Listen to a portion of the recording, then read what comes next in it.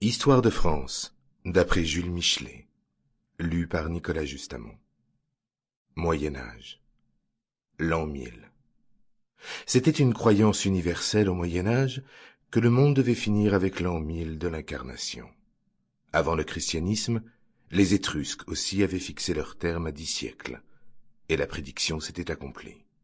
Le christianisme, passager sur cette terre, haut exilé du ciel, devait adopter aisément ces croyances.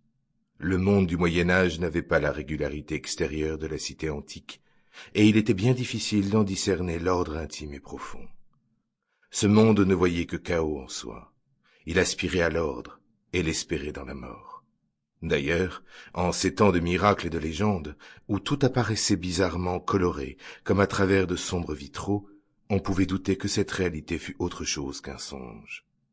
Les merveilles composaient la vie commune. L'armée d'Othon avait bien vu le soleil en défaillance et jaune comme du safran.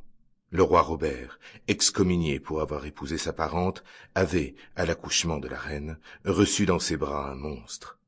Le diable ne prenait plus la peine de se cacher. On l'avait vu à Rome se présenter solennellement devant un pape magicien.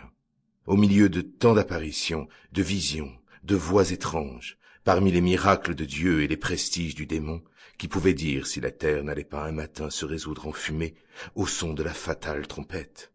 Il eût bien pu se faire alors que ce que nous appelons la vie fut en effet la mort, et qu'en finissant, le monde, comme ce saint du légendaire, et tunc vivere incepit, moric decit.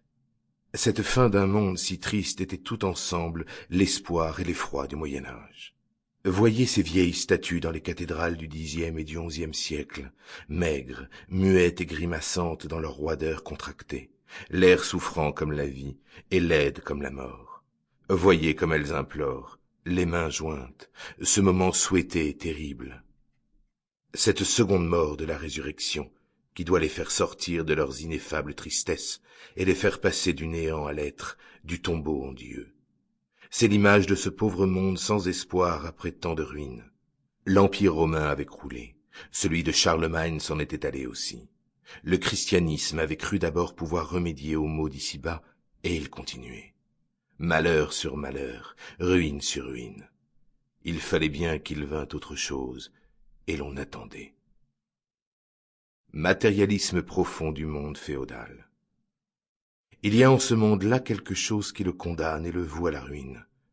C'est son matérialisme profond. L'homme s'est arraché à la terre. Il a pris racine dans le rocher où s'élève sa tour. Nulle terre sans seigneur. Sample complete. Ready to continue?